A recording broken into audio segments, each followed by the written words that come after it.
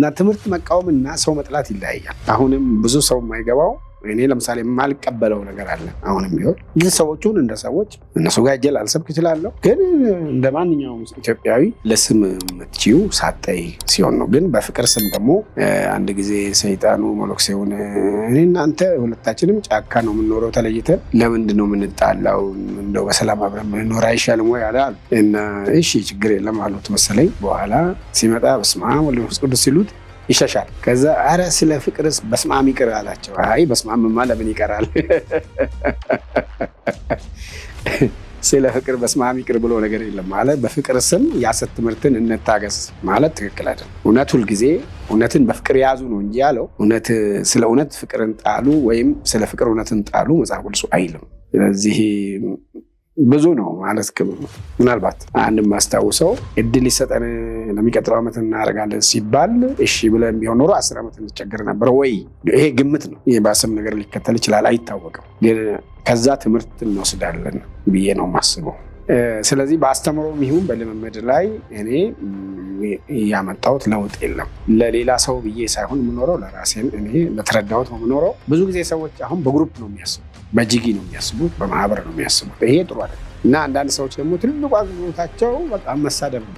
ካሜራ ፊት ቁጭ ብሎ መሳደብ ነው። ግን እነሱ ምን ሰሩ ብትይ የለም። እንግዲህ እኔ የምታቸው ሰው ካለ ከሱ የተሻልኩ ሆኜ መገኘት ግዴታዬ ነው። ግን አንድ ነገር ማይቀር ምንድነው? መሪ ከሆንሽ ትችት አይቀርም። አሁን እንደ ሀገራችን መሪ ይሰደባለን። ስንት አይነት ነገር በላዩ ላይ ይወርዳል። ሁሉ የእሱ ኃጢአት ሆኖ ነው። እና ስለዚህ ሊደርሺፕ ውስጥ ትችት ክሪቲሲዝም አይቀርም። ግን ሁለት አይነት ነው። አንዳንዱ ትችት ለማቃናት የሆነ ከሆነ እውነት ላይ የተመሰረተ ከሆነ ትቀበያለሽ። አንዳንዱ ግን ጥላቻ አለው።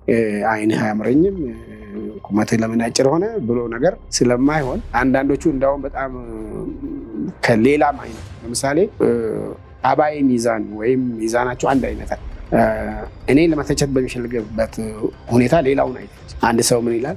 እሳቸው እንኳን የዋህ ናቸው ብሎ እኔን ይተቻል። ምንድን ነው እሳቸው የዋህ የሆኑት የእሱ ብሔር ተወላጅ ስለሆኑ የዋህ ተብለው ስለተጠሩ የሚጠራቸው ማለት ነው። አንዳንዱ በመንፈሳዊ ቤት ውስጥ ቁጭ ብሎ ብሔርተኛ አክራሪ ብሔርተኛ ነው። የሆነ ከሆነ ብሔር ከሆነ ቋንቋ ከሆነ ወገን የተወለደ ሰው በቃ ማየት የማይፈልጉ ሰዎችም አሉ። በጣም አዝናለሁ። በእግዚአብሔር ቤት ውስጥ ይሄ በሚሆንበት ጊዜ ነውር። ግን ሲያወሩ ያለነሱ በቃ ለሰው እኩልነት የሚያስብ የለም። እና አንዳንድ ጊዜ ምንድን ነው የምናስበው የሚለውን በግልጽ መነጋገር ጥሩ ነው። የሐሰት ትምህርት ነው ይህን ዴሊቨራንስ የሚባል ፉል ሳልቬሽን የሚባል የተለያየ ሐሰት ልምምዶች እኛ እንቃወማለን ድሮ። እንግዲህ በኋላ ቅድም ያልኩት ነገር መጣ። እንግዲህ የሐሰት ትምህርት መቃወም እኔ ከድሮም ያለ ነው። ግን በጂጊ አላስብም፣ በግሌ ነው የማስበው። ለምሳሌ እዚህ ወደዚህ ቢሮ ሲመጣ እኔ በ32ኛው ጠቅላላ ጉባኤ ባለ 10 ነጥብ አቋም ተጠንቶ እንዲወሰድ ስናደርግ 10 ነጥብ ውስጥ አንዱ ካለ ይሄ ነገር ስህተት ነው ብሎ አምኖ የሚመለሱ ካሉ እነሱም መቀበልም ማቅናትም የኛ ተግባር የሚል ነው። ከዛ በሆነ ምክንያት 4 ሰዎች ኮሚቴ ተቋቁሞ አነጋግሮ በቃ በዚህ ነው የምንሄደው ብሎ እሺ ብሎ ከፈረሙ በኋላ ልክ እኔ ብቻዬን እንደመለስኳቸው ተደርጎ ይወራል ማለት ነው። ይሄ ነው አንዱ ችግር። እነዛ ሰዎች እውነት ተመለሱ ወይ አልተመለሱም ወይ የሚለው አባል የሆኑበት ህብረት አለ። እሺ ብሎ ከተመለሱ እንታረማለን ካሉ አባል ከሆኑ ለየትኛው አባል የማደርገውን አገልግሎት ለእነሱ መከልከል አልችልም። ስለዚህ አንዳንድ ጊዜ አንዳንዶቹ ለምሳሌ ምን ሆነዋል ፓስተር ጻድቁ ከዚህ ጥግ እዚህ ጥግ ዥዋዥዌ በእኔ ባህሪ ውስጥ የለም። ዥዋዥዌ ተጫዋች አይደለሁም። እኔ በሪጂዲቲ ነው የምታማው እንጂ በዥዋዥዌ አልታማም። አንዳንድ ሰው የራሱን ኃጢአት የራሱን የሚፈትነውን ነገር በአንቺ ላይ ያያል። በሱ ጭንቅላት ውስጥ የታጨቁ ነገሮች ለምሳሌ ፈሪ ሰው አልፈራም ማለት ካበዛ ፈሪ። የገንዘብ ችግር የሚፈትናቸው ሰዎች ሁልጊዜ ሰውን ሲያዩ በቃ የሌለ ነገር ነው የሚታያቸው ማለት ነው። እና በሳጥን በግሩፕ ማሰብ የሚፈልጉ ሰዎች አሉ። እንግዲህ ሳጥን ውስጥ የሚገባው እኔ እስከማውቀው ሬሳ ብቻ ነው። እኔ በህይወት እያለሁ ከሳጥን እተርፋለሁ፣ ከሰዎች ሳጥን እተርፋለሁ። በሳጥናቸው ውስጥ በልካቸው አልሰፋላቸው። አሁንም ቢሆን የክርስቶስን ጌትነት የሚያጣጥል ራስን አምላክ የሚያደርግ በራስን ከሌላው በላይ የሚያደርግ አይነት አመለካከት አስተሳሰብ የምቀበል አይደለም።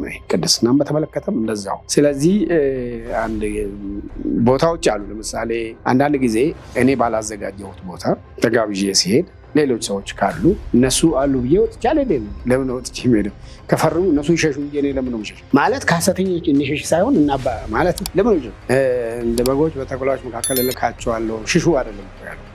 በእነሱ መካከል ትሄዳላችሁ ነው ያለው። እና በግ በተኩላ እንዳይበላ መከልከል ይቻላል እንጂ ተኩላን እየፈሩ መኖር አይቻልም። እና አንዳንዶቹ በጣም ከኛ በላይ ለእውነት ተቆርቋሪ የለም እንጀራቸው አድርገውታል። እነሱም የሐሰት ነቢያት በሐሰት ትንቢት ገንዘብ ያገኛሉ። እነዚህ ደግሞ ሌላውን በመስደብ በማንጓጠጥ እድሜ ለዩቱብ እነሱም ገንዘብ ያገኛሉ። ስለዚህ እኛ እንደዛ አይነት ነገር ላይ አልተሰማረንም ማለት ነው። የእግዚአብሔር መንፈስ ውስጣችን አለ፣ ቃሉ አለ ለሰዎች ለመመለስ ለሚፈልጉ ሰዎች እንጂ የአቋም ለውጥ ምኑ ላይ ተደረገ? የኢትዮጵያ ቤተክርስቲያን ሲባል ትንሽ ትርጉም እንዳያስቸግረን የኢትዮጵያ ቤተክርስቲያን የሚባለው ማን እንደሆነ ስለሚታወቅ እንደው ሰብሰብ ብናደርገው የኢትዮጵያ ወንጌላውያን ወይም የኢትዮጵያ የፕሮቴስታንት በተለምዶ የሚባለው ወይም አሁን ደግሞ ለሁሉም ጴንጤቆስጤ ብለው ወይም ጴንጤ ብለው የሚጠሩን የወንጌል አማኞች እንግዲህ ከየት ወዴት ነው?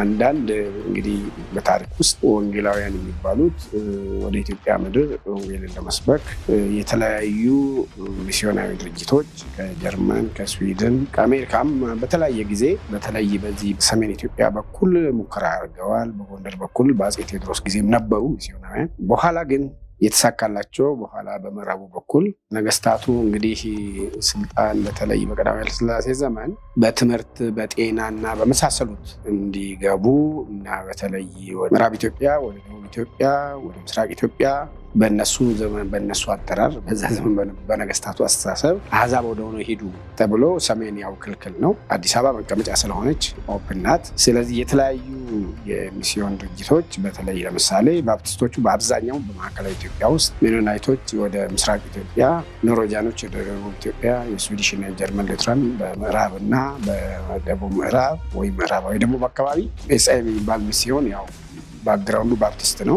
እንግዲህ የትምህርት የጤና እና የተለያዩ ነገሮችንም እየሰሩ ለምሳሌ ስዊዲሽ ኢንዱስትሪያል ሚሽን የሚባል ጅማ አሁን ህይወት ብርሃን የምንለው ስዊዲሽ ፊላደልፊያ ይባላል። በዝዋይ ላይም ቮኬሽናል ትምህርት ቤት ከፍተዋል። መጀመሪያ ባሌ ሊሄዱ ነበር እንደውም እነሱ ወደ ደሎመና ንጉሱ ወደ አዋሳ ስላላካቸው በሲዳማ ህዝብ መካከል ወንጌል ሰብከዋል። በዚህ ሁኔታ እያለ ነው እንግዲህ ከዛሬ ወደ 60 ዓመት የሚጠጋ በቀዳማዊ ኃይለ ሥላሴ ዩኒቨርሲቲ፣ በሐረር ቲቲአይ፣ በጎንደር ሄልስ ኮሌጅ፣ ባህር ዳር ፖሊቴክኒክ እና በተለያዩ ቲቲአዮች እና በከፍተኛ ደረጃ ትምህርት ቤት የተነሳው በወጣቶች መካከል የተነሳው መንፈሳዊ እንቅስቃሴ በኢትዮጵያኖች የተነሳና ከየትኛው ሚስዮናዊ ድርጅት ጋር ግንኙነት ያልነበረው በዛ ዘመን በእኛ አጠራር በስነ መለኮት ኢንዲጂነስ ፕሪንሲፕል የሚከተል ማለት ራሱን በራሱ የሚያስተዳድር በራሱ ገንዘብ እና በራሱ አገልጋዮች የሚጠቀም ቤተክርስቲያን እንትከል ተብሎ ዛሬ ሙሉ ወንጌል የሚባል ቸርች የወለደው እንቅስቃሴ ሲነሳ የሚገርመው ሶስቱ ከሰሜን ኢትዮጵያ ናቸው። በህይወት ሁለቱ እንዳሉ አውቃለሁ። አንዱ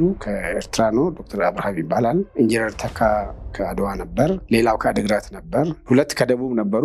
ፕሮፌሰር ፊሊጶስ ኬሜሪ አሁንም አለ፣ ቨርጂኒያ አካባቢ ነው የሚኖረው። ኢንጂነር ግርማ ተሰማ አሁንም አለ፣ ከሻሸመኔ ነው። ኋላ ጋሽ ኃይሌ ወይም ዶክተር ኃይሌ ወልደ ሚካኤል ከዚህ ከመሀል ኢትዮጵያ ከአዲስ ዓለም አካባቢ ናቸው። እግዚአብሔር ስለሚያውቅ ከሁሉም አይነት ህዝብ ነው ተቀላቅሎ ያ ሙቭመንት የተጀመረው። ያ ለኢትዮጵያኖች ሁሉ የመንፈስ ቅዱስን ስለማንነቱ ያውቃሉ፣ ሌሎችም ቢሆኑ ማለት ነው። ግን መንፈስ ቅዱስ ጥምቀት፣ መሞላት፣ መጠመቅ፣ የፈውስ ስጦታዎችን የጸጋ ስጦታዎችን መለማመድ የሚባለው ነገር ሲመጣ ፕሮቴስታንቱ ወይም ወንጌላኑ ከነበሩበት በጣም ጥቂት ፐርሰንት በታች ቁጥራቸው እየጨመረ ሄዶ ባለበት እንቅስቃሴ ያው የደርግ ስደት መጣ።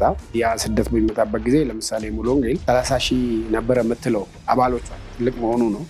ከ17 ዓመት ችግር በኋላ ግን ኦፕን ሲሆን 300 ሺህ ነው የሆነው። መከራው በእጥፍ ነው የጨመረው። ያም ሆኖ ግን ያለፈው የደርግ መንግስት በሚያልፍበት ጊዜ የፕሮቴስታንቱ ወይም ወንጌላዊ የሚባለው ቁጥር ኢቫንጀሊካል ሙቭመንት ሬዚስተንት ኤንድ ሬዚሊየንስ ብሎ ጥበብ እሸት የጻፈው መጽሐፍ አለ። እዛ ላይ አይ ቲንክ 2% ብቻ የነበረ ይመስለኛል። በየጊዜው ፐርሰንቱ እየጨመረ አሁን ምናልባት የኢትዮጵያ ህዝብ አጠቃላይ 1/3 ወንጌላውያን ነን የሚሉ ነው። እድገት ሲባል ግን እድገት መለኪያው ምንድን ነው የሚለው ነገር በጣም አስፈላጊ ነው። ብዙ ጊዜ እድገትን በቁጥር ብቻ አንለካም። በስነ መለኮት ትምህርት ወይም በቸርች ግሮዝ ላይ እድገት በ3 አቅጣጫ ነው መለካት ያለበት። አንደኛ የቁጥር እድገት ሐዋርያት ሥራ ላይም 3000 ተጠመቁ 5000 ሆኑ እያለ ቁጥራቸው እጅግ የበዛ ደቀ መዛሙርት እያለ ቁጥር ይጠቅሳል። ቁጥር በራሱ መጥፎ አይደለም፣ ግን ቁጥሩ ብቻ የእድገት መለኪያ አይደለም። ሌላው ከኢየሩሳሌም ወጥቶ ነው እስከ ዓለም ዳር የተባለው እና ስለዚህ መልክዓ ምድራዊ እድገትም አንዱ ነው፣ የቁጥር እድገት ሌላው ነው። ለመልክዓ ምድራዊ እድገት ላለ ቁጥር እድገት በጣም መሰረት የሚሆነው ዋናው የአንድ ቤት ምሰሶ ወይም የአንድ ቤት ፒላር የሚሆነው ነገር ምንድን ነው? የህይወት እድገት ነው። ኳሊቲ ላይፍ ያስፈልጋል ማለት ነው። ያ አምኖ ደቀ መዝሙር ከመሆን ጋር የተያያዘ ነው። ዛሬ ቁጥር ብዙ ነው፣ ስንቶቹ ናቸው ግን የክርስቶስ ደቀ መዛሙርት የሆኑት የሚለው ጥያቄ በጣም አሳሳቢ ነው። ስለዚህ ወንጌላውያን አሁን በቁጥሩ ጥቂት አይደሉም፣ እንደ አናሳም ማይኖሪቲም ተደርጎ ሊቆጠሩ አይገባም አይደሉም። በመሰረቱ ግን ያ የቁጥር ብዛት ምን ያህል በህይወት ጥራት ተደግፈዋል፣ ምን ያህሎቹ ናቸው አምኛለሁ ካሉት ውስጥ ወንጌላዊነት ወይም ኢቫንጀሊካል ወይም ፔንቴኮስታል መሆን ማለት በአስተምሮ ምን ማለት ነው? በህይወት ልምምድ ምን ማለት ነው? በጸጋ ስጦታ አሰራር ላይ ምን አይነት አቋም አለን የሚለው ወደ የቤተክርስቲያናችን የሚጎርፈው ምዕመን ስንቱ እውነተኛ የክርስቶስ ደቀ መዝሙር ሆነ? መጽሐፍ ቅዱስ ውስጥ በአማርኛው እኔ ክርስቶስ እንደምስል እኔን ምሰሉ ብሏል ጳውሎስ። የምንለው አስ አይ ፎሎ ክራይስት ፎሎ ሚ ነው ያለው። እኔ ክርስቶስን እንደምከተል እናንተም ያን መንገድ አይታችሁ ተከተሉኝ ነው። ስለዚህ ዛሬ አገልጋዮች ውስጥ ምን ያህል ክርስቶስን ይከተላሉ? ምን ያህል ወደሱ ይጠጉ ናቸው? ራሱ አገልጋዮች ነው የሚሉት። ግን መጽሐፍ ቅዱስ ውስጥ አንዱ ባሪያ ምን ሆነዋል ይላል፣ ጌታ እስኪመጣ ይዘገያል ብሎ አሰበ እና መስከር ጀመረ፣ መጠጣት ጀመረ፣ መደባደብ ጀመረ። ስለ ምጽአቱ መጽሐፍ ቅዱስ ባስተማረን ቦታ ምንድነው በአጭሩ ምልክቶች ሁሉ የተሰጡበት አንዱ ምክንያት እንግዲህ ንቁ፣ የሚመጣበትን ሰዓት አታውቁምና። ግን አንዱ የመጨረሻ ዘመን ምልክት መንፈሳዊ እንቅልፍ ነው። አንዱ ምልክት መርሳት ነው። በቃ እስኪመጣ ይዘገያል ወይም አፍ አውጥተን በዶክትሪን ባንለው አናወናራችን እሱ ቶሎ እንደማይመጣ አይነት በሚሆንበት ጊዜ እሱ በጣም አደገኛ ነው። ጥያቄውን ለመመለስ ሁኔቱን የማዘጋጀት ስራ የመንፈስ ቅዱስ ነው። እኛ ግን በዛ ተባባሪ ነን። ለእግዚአብሔር መንፈስ እና ለእግዚአብሔር ቃል ከዛ ጋር ተባብረን ማገልገል ይገባናል። ያ የተረሳ ስለሆነ በጣም መጠንቀቅ አለብን። በክርስቶስ ፍጹም የሆነውን ሰው ለማቅረብ መምከር፣ ማስተማር፣ መገሰጽ ይኖርብናል ጳውሎስ እንደሚለው ማለት ነው። እንግዲህ 51 ዓመት ነው ያገለገልኩት። የቱን ከምኑ እንደሚያዝ አላቅም። በየዘመኑ ያለው ቻሌንጅ በጣም ይለያያል። ግን በተለይ ከ88 ጀምሮ 88 ያ ቀደም ብሎ ነው ነገሩ የጀምረው ውስጡን በተለይ ደግሞ ለ10 ዓመት የቆየው ያን ጊዜ ድሮ ብዙ ሰዎች ይናገራሉ። ኢትዮጵያ አዲስ አበባ ተብሎ የተከሰተው በጣም ቀላል ነው። ያን ጊዜ የተጠየቀው ጥያቄ በቃ አጥቢያ ይከፈት፣ አዲስ አበባ ትልቅ ከተማ ስለሆነ በአንድ አጥቢያ ጸሎት ቤት እያልን ቻፕል ብለን አናስተዳድር ነው። እኔ ከ72 ዓመት ምህረት ጀምሮ ያንን አምን ነበር። መጀመሪያ ግን ምን ነበር የምለው አዲስ አበባ ያሉ አገልጋዮች ወይም መሪዎች ሳይስማሙ መሆን የለበትም የሚል አቋም ነበረኝ። ያንን አቋም 88 አንድ ፖሊሲ ውሳኔ በጠቅላላ ጉባኤ የተወሰነ ነበር። የአንድ አጥቢያ ጣሪያ ስንት ይሁን? ምዕመን እኛ በሙሉ ወንጌል አንድ አጥቢያ የሚያሰኘው 50 አባላት የተጠመቁ 50 አባላት ያሏት ስትሆንና እነዚህ 50ዎቹ አባላት አገልጋዮች ያሏቸው ቤተክርስቲያን ሽማግሌ ሊሆኑ የሚችሉ እና የሙሉ ጊዜ አገልጋይ ወንጌላዊ እንደዚህ ሊሆኑ የሚችሉ ለእነሱም በተለይ ሙሉ ጊዜ ለህጡ ደግሞ ቀለባቸውን መክፈል የምትችል ያው ራሷን በራሷ ማስተዳደር የምትችል ይላልና መነሻው ከተወሰነ ለምንድን ነው ጣሪያው የማይወሰን የሚል ጥያቄ መጥቷል። በነገራችን ላይ አጀንዳውን ያስያዙ ሰዎች ከአዲስ አበባ የመጡ ናቸው ራሳቸው። ያን ጊዜ ከየአጥቢያ 3 ሰው ነው የሚወከለው። ሁለቱ ይህን አጀንዳ ሲይዘዋል። አንድ ሰው ዝም ነው ያለው። ጥያቄ ተነሳ። 500 ይሁን 700 ይሁን ተነሳ። እኔ እንዳጋጣሚ ያኔ ባይብል ኮሌጅ ገብቼ ናይሮቢ መመረቂያ ዓመቴ ላይ በርኩትና ከቤተክርስቲያን እድገት አንጻር እስቲ በስነ መለኮት ምንድነው የምትሉት አሉ። የኬንያን ልምድ ተናገርኩ። እኔ ለምሳሌ እዚህ ጋር አንድ አጥቢያ ቢኖር የአጥቢያ ከተወሰነ ቁጥር በኋላ ከሆነ ሌላ አጥቢያ ይተክላሉ። ያን ሲያደርጉ እዚህ ከነበረው ምንም አገልጋይም ሰጥተው ነው የሚያደራጁት። ስለዚህ ምናልባት ጣሪያው 1000 ይሁን፣ ግን ልክ 700 ሲሞሉ ማሰብ መጀመር አለባቸው፣ መጸለይ መጀመር አለባቸው። ስለዚህ 1000 ይሁን ጣሪያው ተባለ። አሁን ለመጀመሪያ ጊዜ ተግባራዊ የሚሆነው ብዙ ምዕመናን በአንድ አጥቢያ ስር በጸሎት ቤት የተያዘበት ሁኔታ ከጉለሌ ጫፍ ከ92 ወይም ጦር ኃይሎች ሰው ይመጣል። ከከተማው ጫፍ ያን እርግጥ ትራንስፖርቱም ደህና ስለሆነ ነው። ይሄ ነገር በዚህ ስለማያዛልቅ አዲስ አበባ ውስጥ ተግባራዊ መሆን አለበት ተባለ። ይህንን ደግሞ አፈጻጸሙን ስራ አስኪያጅ ኮሚቴው አገር አቀፉ ይከታተል ሲባል ሁሉ ሰው ደገፈ። አንድ ሰው የሚቃወም ሲባል እጅ አልወጣም። ታቅቦም አልወጣም። ወደ ተግባር ሲሄዱ ግን አይመለከታችሁም እኛንን ጊዜ ምናምን ተባለ። ሌሎች ደግሞ የሚያምኑ አሉ። እንግዲህ ያ ጊዜ እኔ ለምሳሌ የአዲስ አበባ መሪዎች ሳይስማማ መሆን የለበትም ያልኩትን አቋሜን ለወጥኩ እና ንፋስ ስልክ ነው የመጀመሪያ የተከፈተው። እንዲያውም የባሌ አገልጋዮች ከዚህ ጀርባ አሉ ተብሎ ነበር። እሱም ብቻ ሳይሆን እንግዲህ አሁን 89 እንደገና ጠቅላላ ጉባኤ ላይ ጉዳዩ ተነሳ። ከባድ ሆነ። የተከፈተው አጥቢያ ይዘጋ፣ የማደራጀቱ መብት አጥቢያ እንዲደራጅ የማድረግ መብት ለአጥቢያቱ ይተው፣ ጣልቃ እንዳትገቡብን አንድ ጊዜ ይሰጣል ተባለ። አንድ ሁለት በጣም ከባድ ጭቅጭቅ ተነሳ። ምናልባት ያኔ ጊዜ የሚሰጥ ኖሮ ይቻል ነበር ወይ ምን ይሆን ነበር ወይ የሚለው ግምት ነው። እንግዲህ ግን አይቻልም፣ በቃ የሀገር አቀፉ ቦርድ ኃላፊነት ወስዶ ጸሎት ቤቶቹ ወደ አጥቢያ ያለወጡ የሚል ተነሳ። ያንን የሚቃወም ሌላ ኃይል ተነሳ። ከዛ ያው በዛ ጊዜ የሚመራው ወንድም አለ ከኔ በፊት የነበረው 10 ዓመት የፈጀ ከባድ ፈተና ነው። ግን እግዚአብሔር እንደዚህ አይነቱንም ነገር ለመልካም ስለሚለውጥ በኋላ ጉዳዩን በእርቅ ስንጨርስ 42ቱም ጸሎት ቤቶች 42 አጥቢያ ሆኑ ማለት ነው። አሁን በአዲስ አበባ እና በሸገር አሁን ሸገር ተብሎም ስለተከፈለ ሙሉ ወንጌል ስንት አጥቢያ አለ ሲባል 300። እግዚአብሔር መራራ ከሚመስልም ነገር ጣፋጭ ነገር ማውጣት ይችላል። በዛ ሂደት ግን በጣም መጎዳዳት ነበር፣ ያለ ስም መሸከም ነበር። ያሳዝናል። እሱ አንዳንድ ጊዜ አይቀርም። ብዙ ነገር አለ። ለምሳሌ የቤተክርስቲያን ልማት አታካሄድ በሚለው ላይ እኔ ኃጢአት አይደለም አልኩ፣ ግን ሰዎች ዘመቱብኝ። የጸጋ ስጦታው አልሰራ በህይወቱ ስላለ ፈስ ስጦታው አሁን ስለማይሰራ ጤና ጣቢያ ንኮት ብሏል ተባልኩ። አሁን ቸርቿ ይኸው ልማት ኮሚሽን አላት። የሌላው የእህቶች አገልግሎትን በተመለከተ ሴት ወንጌላዊ ትሁን ወይስ አትሁን እና እኔ እንዲያውም ወንጌላዊ ከምትሆን ፓስተር ትሁን አልኩ እኔ እና ትሁን። በኋላ ተጨቃጨቅን። በደረስንበት ስለሚል ግድ የለም ተባለ። በኋላ እኔ አቋሜን ባይብል ኮሌጅ ገብቼ ሳጥና ለወጡ እና አንዱ በአቋሜ የጸና ሰው ስል እኔ እኮ ለውጫለሁ ስለ ወንድም ጻድቁ የት ጋ ነው የከዳው? መቼም በአገልግሎት ውስጥ ያው አንድ ትልቁ ችግር የነበረው የኔ ባህሪ ምናልባት ፊት ለፊት እናገራለሁ ማምንበትን ምንም መደበቅም አልችልም። ቀስ ብዬ አልናገርም። እንደውም አሁን ሳልሻሻል አልቀረውም። ትዝ የሚለኝ ስሰብክም የተግሳጽ ስብከት ነው የምሰብከው። በቃ ፍርድና ተግሳጽ ነው። መጀመሪያ የሰበኩት ትዝ ይለኛል። እነሆ እንደ ምድጃ እሳት የሚነድ ቀን ይመጣል ብዬ ትንቢተ ሚልክያስ 4 ነው በአንድ ወር የሰበኩት እና ጓደኞቼ ለስለስ በል ስትሰብክ ብለውኝ ነበር። እህቶቼ፣ ወንድሞቼ፣ አባቶቼ፣ እናቶቼ ብለህ ለስለስ ብለህ ስበክ አሉኝና እኔ ምክራቸውን ሰምቼ ለስለስ ብዬ ስሰብክ እንትኑ የለም፣ ያ ካሪዝማው የለም እና ሰው ግራ ገባው። ምንድነው ወንድም ጻድቁ የሆነው ነገር አለ ወይ? እንደ ድሮ የእግዚአብሔር ኃይል በህይወት ውስጥ አያልፍም አሉ።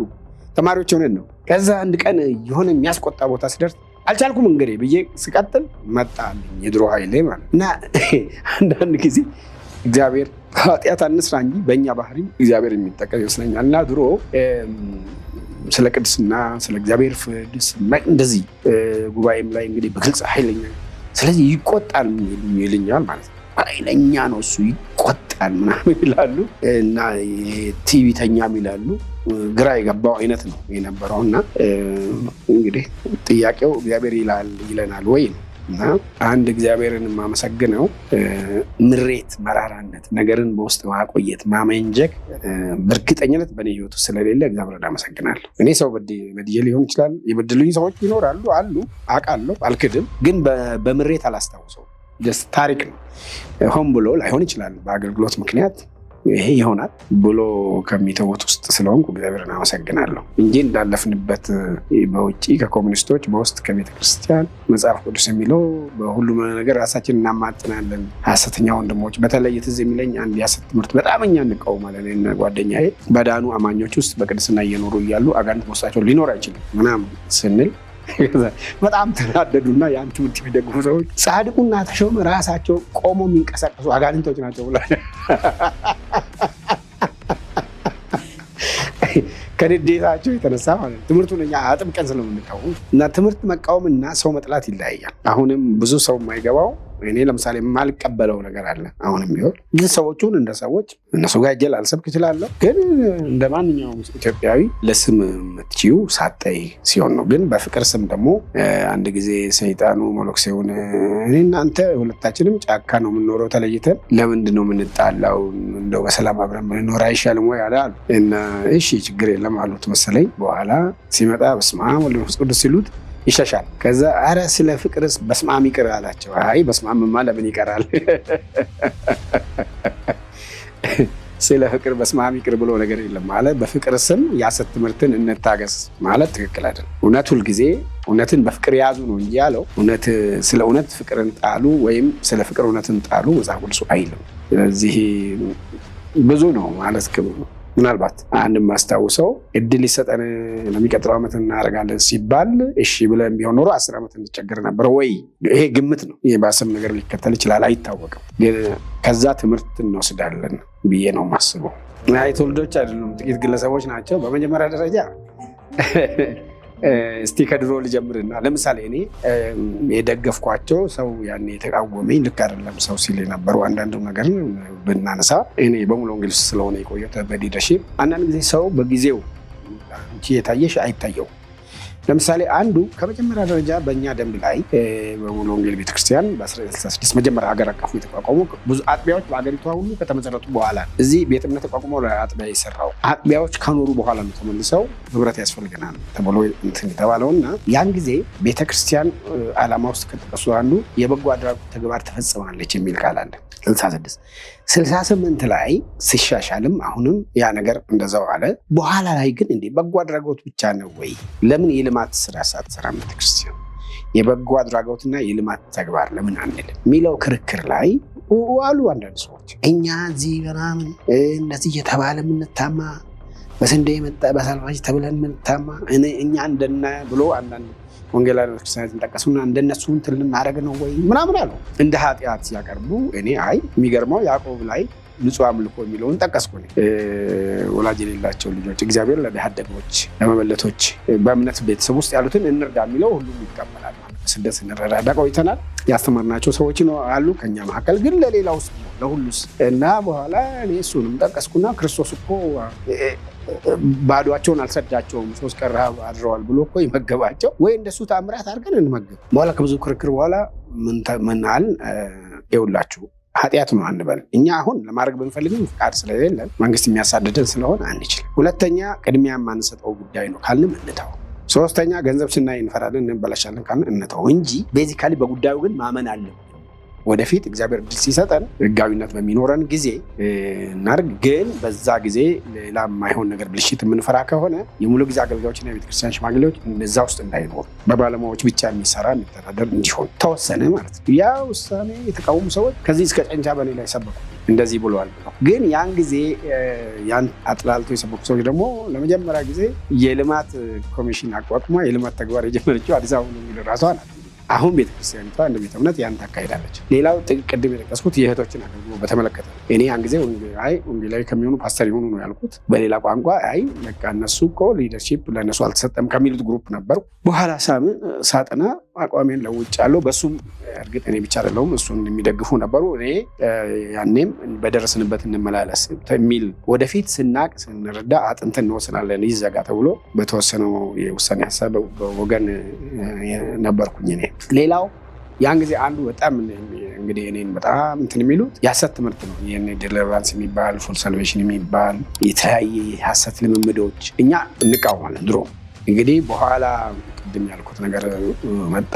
እንግዲህ የሐሰት ትምህርት መቃወም እኔ ከድሮም ያለ ነው፣ ግን በእጅጌ አላስብም። በግሌ ነው የማስበው። ለምሳሌ እዚህ ወደዚህ ቢሮ ስመጣ እኔ በ32ኛው ጠቅላላ ጉባኤ ባለ 10 ነጥብ አቋም ተጠንቶ እንዲወሰድ ስናደርግ 10 ነጥብ ውስጥ አንዱ ካለ ይሄ ነገር ስህተት ነው ብሎ አምኖ የሚመለሱ ካሉ እነሱም መቀበልም ማቅናትም የኛ ተግባር የሚል ነው። ከዛ በሆነ ምክንያት 4 ሰዎች ኮሚቴ ተቋቁሞ አነጋግሮ በቃ በዚህ ነው የምንሄደው ብሎ እሺ ብሎ ከፈረሙ በኋላ ልክ እኔ ብቻዬን እንደመለስኳቸው ተደርጎ ይወራል ማለት ነው።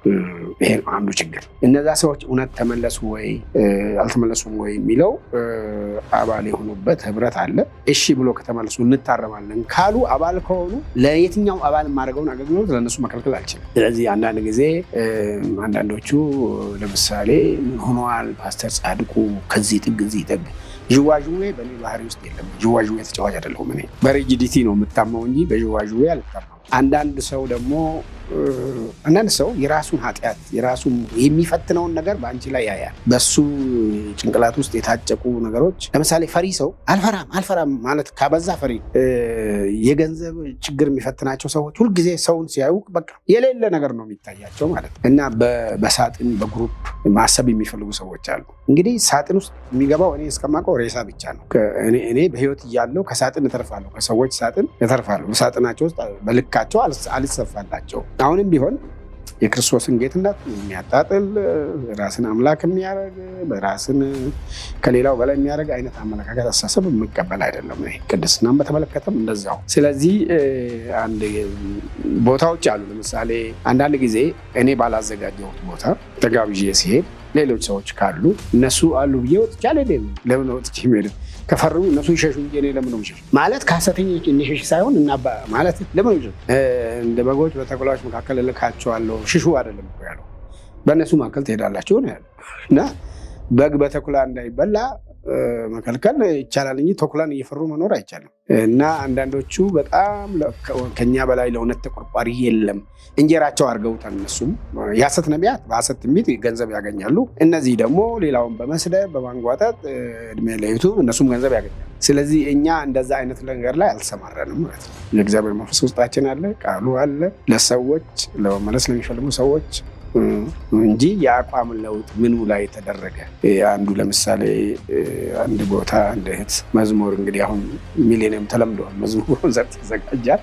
ይሄ እኮ የማይኖርበት ዘመን ይመጣል። ያልነበረበት ጊዜ ስለነበረ ትክክለኛ ነገር ለእግዚአብሔር የሚሆን ነገር ነው የምናደርገው የሚለው ሌላ ጥያቄ ሆኖ አሁን እኔ አንዱ ቦታ ስገኝ ተገኘው እንዳውም ጠይቄ ነበር እንዲህ የሚባለው እውነት ነው ወይ ብዬ ከገንዘብ ጋር የተያዘ አዘጋጆቹ አረ በፍጹም ልክ አይደለም አሉኝ። በኋላ በተግባር ሲያደርጉ አየሁ እና በጣም አዘንኩ። እንግዲህ ያን ጊዜ ዳቦ ነው ኬክ ቁረሱ ስንባል የሆነ ሰው ከኔ ጋር መጥቶ ስለቆረሰ ጻድቁ አቋም ሌላ ነው እና በዚህ ምድር ላይ በኢትዮጵያ ምድር እስከኖር ድረስ አንዳንድ ጊዜ አንዳንዱን ጥቅስ ያለ አግባብ እየተረጎም ሌላ ነገር ማለት ተገቢ አይደለም። ይሄንን ትምህርት ኢንዶርስ አርጓል እሱ የሚሉት ካለ ይምጣ። እኔ አሁንም ቢሆን እነሱ የብልጽግና ወንጌል እያሉ የሚጠሩትን እኔ የስግብግብነት ወንጌል ብዬ ነው የምጠራው። ከስግብግብነት የሚመነጭ ነው። ክርስቶስ ብቻውን 5,000 ይመግበዋል፣ 5,000 ሰው አንድ ሰው ይመግባል። እሱን አልቀበልም። ስለዚህ በአስተምሮም ይሁን በልምምድ ላይ እኔ ያመጣሁት ለውጥ የለም። ለሌላ ሰው ብዬ ሳይሆን የምኖረው ለራሴን እኔ ለተረዳሁት ነው የምኖረው። ብዙ ጊዜ ሰዎች አሁን በግሩፕ ነው የሚያስቡት፣ በጂጊ ነው የሚያስቡት፣ በማህበር ነው የሚያስቡት። ይሄ ጥሩ አይደለም። እና አንዳንድ ሰዎች ደግሞ ትልቁ አገልግሎታቸው በቃ መሳደብ ነው።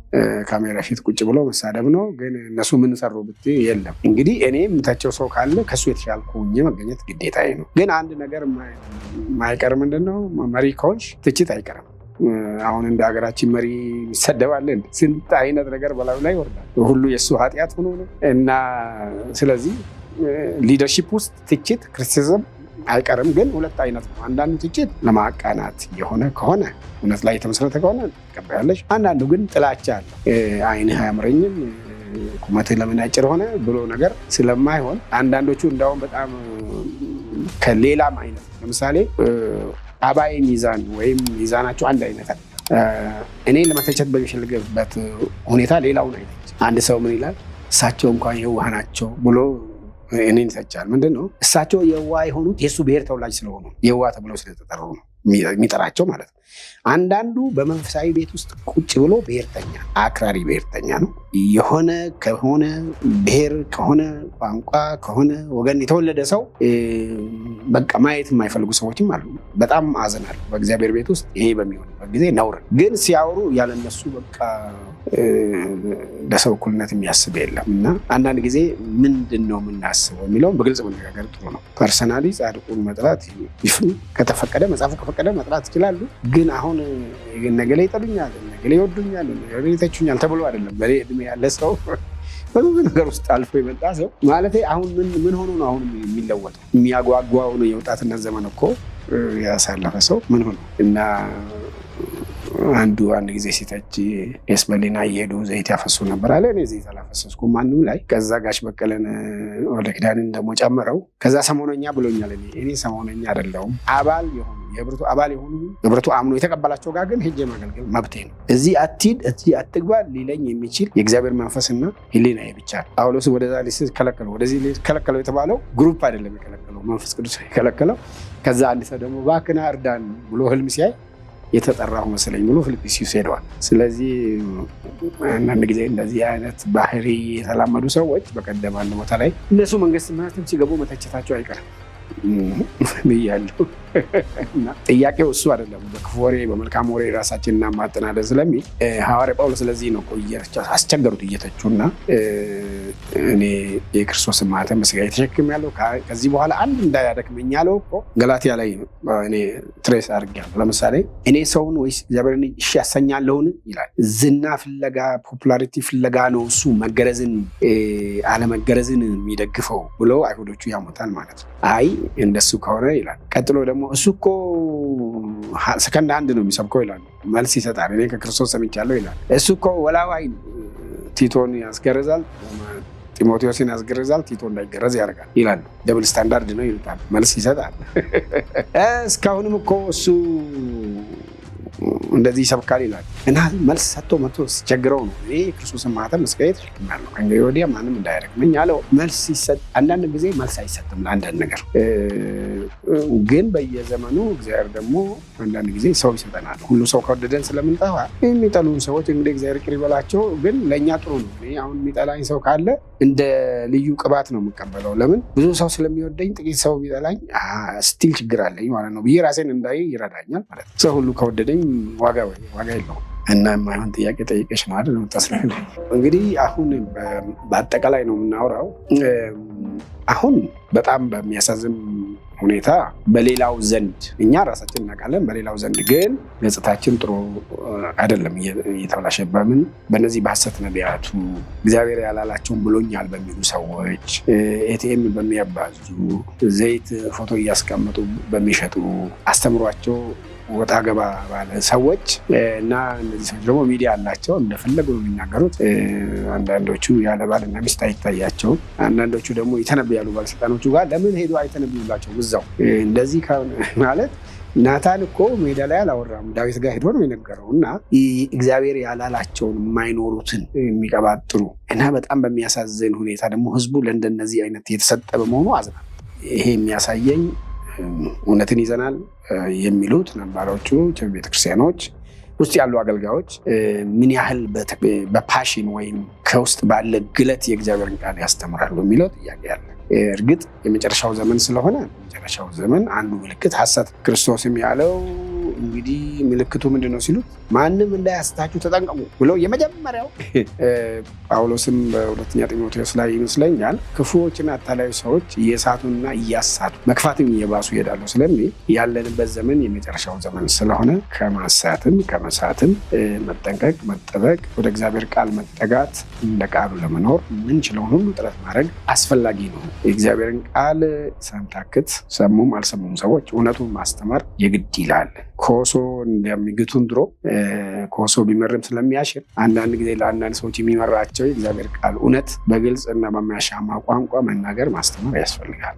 ያ በተለይ ቤተ እምነት የሚመሩ መሪዎች ሐሰት ትምህርት ላይ የቅድስና ጉዳይ ላይ በግልጽ መናገር አለባቸው። የጥቂት ሰዎች ድምፅ መሆን የለበትም፣ ወይም የሚዲያ ፍጆታ መሆን የለበትም። በየቤተ እምነቱ በየአጥቢያው የእግዚአብሔርን ሕዝብ እውነት እንዲጨብጥ እንዲማር፣ ቱሪስት እንዳይሆን ከአንዱ ቦታ ወደ አንዱ እዚህ ጋር ውሃ ፈለቀ እዚህ ጋር ጠበል ፈለቀ እያለ እንዳይዞር የሚቻለው መደረግ አለበት። ይሄ ሁሉ ሆኖ ግን እንደምታውቂው በሐዋርያት ዘመን ያው ሐሰተኞች ነበሩ። ዮሐንስም ራእይ ባየበት ጊዜ በጣም ያሳዝናል። እንግዲህ ከ7ቱ አብያተ ክርስቲያናት ያልተወቀሱት 2 ብቻ ናቸው። ሁለተኛዋ ቤተክርስቲያን በመከራ ውስጥ የነበረችው እና 6ኛዋ የሚስዮናዊ አገልግሎት ሰጥ የነበረችው ቤተክርስቲያን ናቸው ያልተወቀሱ እንጂ የመጀመሪያዋ ፍቅር በመጣሏ እውነት ይዣለሁ ብላ እንደ ቴዎጥሮን እንደ ጴርጋሞን ደግሞ ጣዖት በማምለክ የሐሰት ትምህርት ችላ በማለት ተወቅሰዋል። እንደነ ሰርዴስ ያሉ ደግሞ ኦልሞስት ነገር እየሞተባቸው እንደሆነ ተናግረዋቸዋል። ሎዶቅያ ደግሞ ያው የምናውቀው። ስለዚህ ሰመርኔስ እና ፊላደልፊያ የተባሉት ናቸው ያልተወቀሱትና እኛ ስደት ይምጣ ብለን አንመኝም። ግን እውነተኛ ቤተክርስቲያን ለወንጌል ስርጭት